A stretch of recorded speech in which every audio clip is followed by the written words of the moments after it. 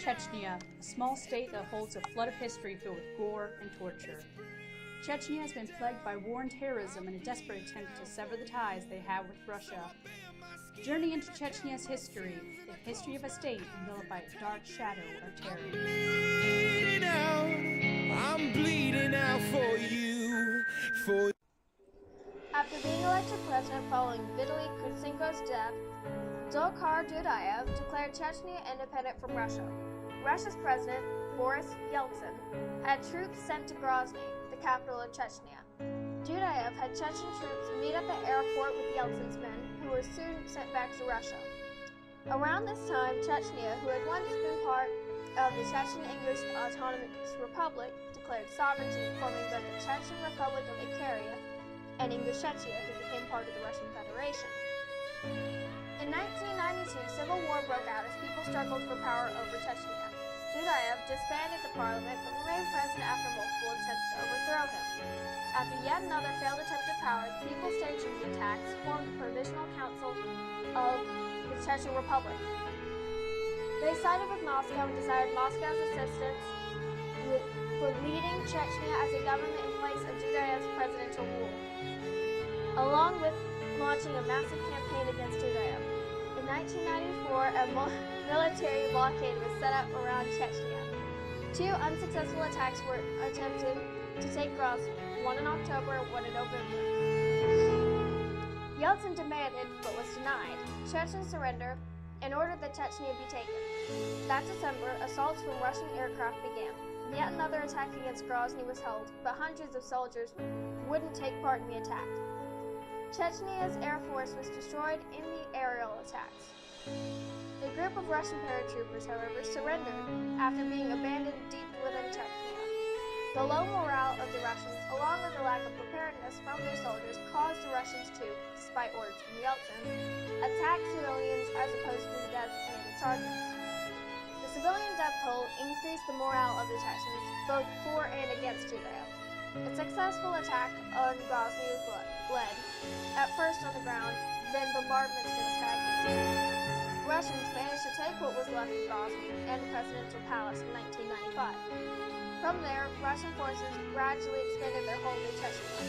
In June, a man named Shamil Basayev led the Budonsk hospital hostage crisis in southern Russia. This gave Chechen forces ample time to regroup.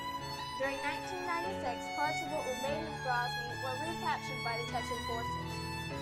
August later that year, the third and final battle for Grozny began, led by Aslan Maskhadov and Shamil Basayev.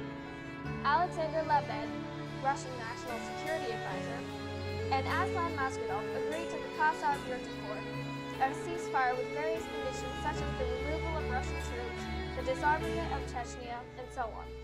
In 1997, Aslan Maskhadov was made president of Chechnya and a peace treaty between Chechnya and Russia was signed.